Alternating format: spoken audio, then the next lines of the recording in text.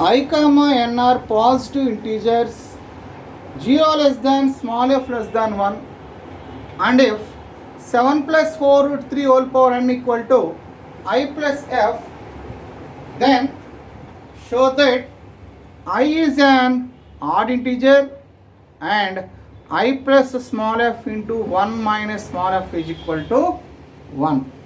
Right? This is the given problem.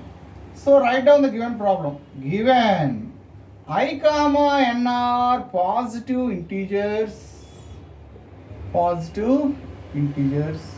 and we have 0 less than small f less than 1 and 7 plus 4 root 3 whole power n is equal to I plus f. This is the given problem. For that we have to take 7 plus 4 root 3 conjugate is 7 minus 4 root 3. Let us suppose that 7 minus 4 root 3 whole power n is equal to capital F. Small f is already given. I am taking this as capital F. 7 plus 4 root 3 conjugate 7 minus 4 root 3. I am taking that. So first of all we have to find 7 minus 4 root 3 value lies between the limits. So 4 root 3, we have 4 root 3 is equal to, root 48. So just to take 48.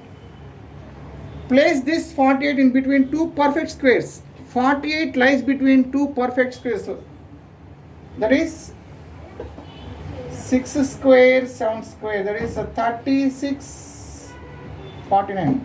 Is it correct or not? 48 lies between 36 and 49. These are two perfect squares. That is 6 square less than 48 less than 7 square. Clear? 6 square less than 48 less than 7 square or not? So 48 lies between 36 and 49. 36 can be written as 6 square, and so I am placing this 4 root 3 value in between two perfect squares. Clear? Taking root 6 less than root 48 less than 7. So 6 less than root 48 is nothing but 4 root 3 less than 7. So I am directly writing this.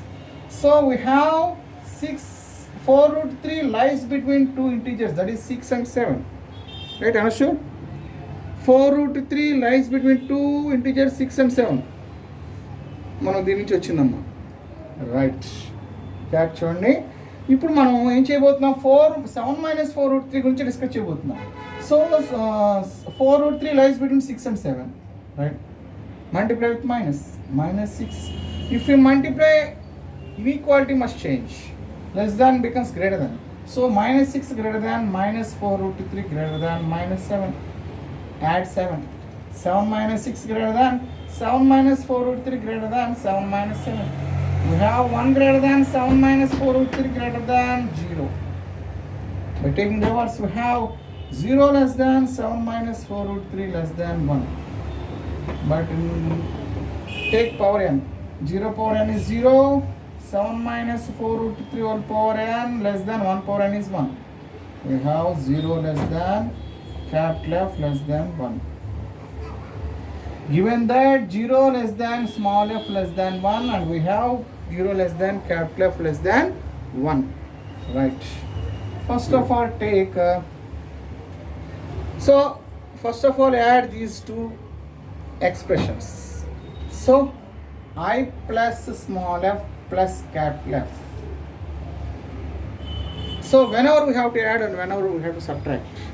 So I am adding these two expressions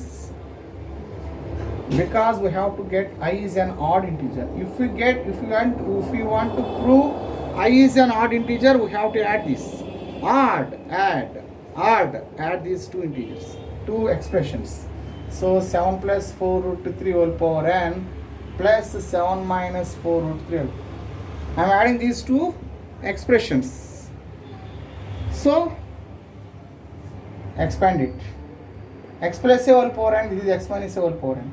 So we have NC0 first term whole power n, NC1 first term whole power n minus 1 second term whole power 1 plus NC2 first term whole power n minus 2 second term whole power 2 plus NC3 first term whole power n minus 3 second term whole power 3 plus so on.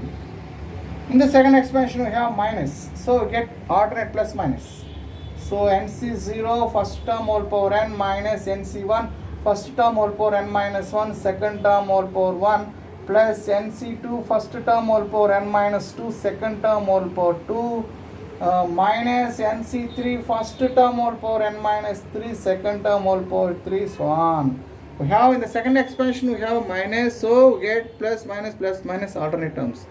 So we have NC1 both get cancelled and NC3 also get cancelled. We have 2 NC0s and 2 NC2s. So we have I plus small f plus capital F is equal to 2 terms of NC0 7 power n plus NC2 7 power n minus 2 4 root to 3 whole square plus so on. So we have I plus small f plus capital F is equal to 2 into something. 2 into something is 2 into some integer. We have I plus small f plus capital F is equal to 2 into some integer. We have 2k form even integer. 2 into something. 2 into any integer. We have even integer. Given in the given problem we have I is an integer.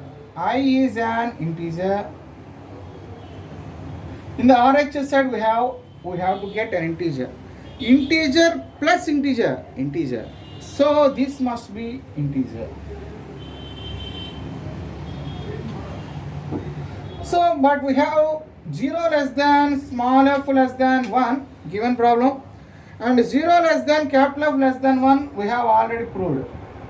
By adding these two we have 0 less than small f plus capital F less than 2. Add these two.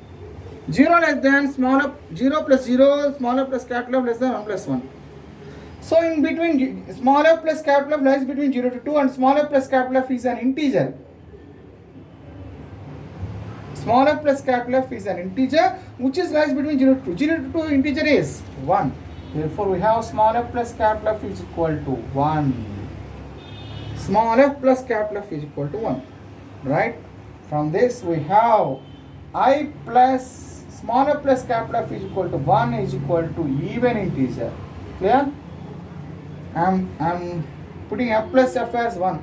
I plus 1 equal to even integer. So I is equal to even integer minus 1.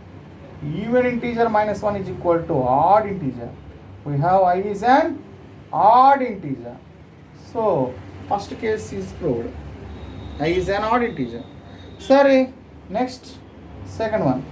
I plus capital F into 1 minus small f. From this we have 1 minus small f is 1 minus small f is capital F. We have I plus capital F into capital F. I plus F. So I plus F is nothing but given problem 7 plus 4 root 3. So I am writing this here. Last case. So I is an integer. Last case, case 2. So second one. So we have I plus small f into 1 minus f. Here I plus f is given 7 plus 4 root 3 1 power n. And 1 minus f is nothing but capital F from this. Clear? So 7 plus 4 root 3 1 power n into 7 minus 4 root 3 1 power n. Capital F value we have 7 minus 4 root 3 1 power n. By multiplying these two we have 7 square minus 4 root 3 whole square 1 power n. We have 49 minus 48 1 power n. We have 1 power n which is nothing but 1. So I plus f into 1 minus f is equal to 1. That's